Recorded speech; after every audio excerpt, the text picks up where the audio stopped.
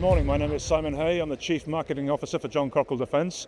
So the third thing that we are showcasing today here at Eurosatory is our new man-machine interface based on a helmet system, which allows you to have much greater visual awareness and situational awareness. And it's being showcased on our Cockerill IX vehicle. And you'll see in the video the type of interface that you can have with your environment and your capability to know where you are relative to your system and how to operate your gun against the target that you have identified. Well, Agueris is a dedicated company to do simulation systems, and part of their product lines are simulators for our turret systems. We have the classroom-based simulators, we have the embedded simulation where we can train the crew in the actual turret system, but sending them from the instructor stations different missions to perform. And our latest product here is the cabin-based simulator, where we have a gunner station and a commander station using the same hardware you'd find in the turret, the same screens, the same knobs, the same joysticks. And they again can train in a virtually reproduced environment, but in movement, so that they have to learn how to operate when the vehicle is in motion. There is also a cabin for the driver. We weren't able to bring that here today. And then there's the instructor station where we can send in the missions that they have to perform in different types of environments, different weather systems, different locations around the world, against different types of targets, both land targets and air targets. Well, this turret is our CPWS 25mm turret fitted with a Bushmaster 242 cannon. So it's a dual feed cannon that can fire APF SDS and high explosive ammunition, weighing less than a ton. So this is very suitable for small, lightweight vehicles like this old M113. And integration is relatively simple. We have to put a crew station in the vehicle because this is an unmanned turret, a one-man turret.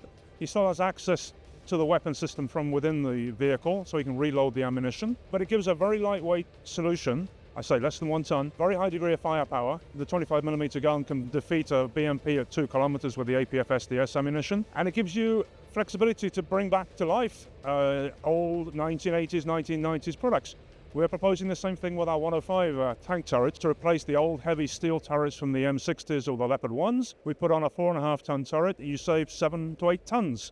So it brings back to life an older vehicle with a very modern turret. The chassis are robust, they're easy to fix, they are low maintenance, let's say, and reducing the weight means that they have a lower ground pressure, lower stress on the drivetrain. So this is part of the John Cockerill offering, is to turrets are designed to be easily installed on different types of vehicles, old and modern.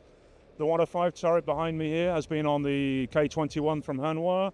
It is on the LAV 700 in the user country. We've tested it on the Patre AMV. It's been on the Leopard 1 chassis. It will be installed shortly on an M60 chassis, so it can go right across the board. And the installation is basically 1 adapter ring, 1 power cable, and that's it. You're in. With the manned turrets and with the unmanned turret, we have to add a crew station in the existing vehicle.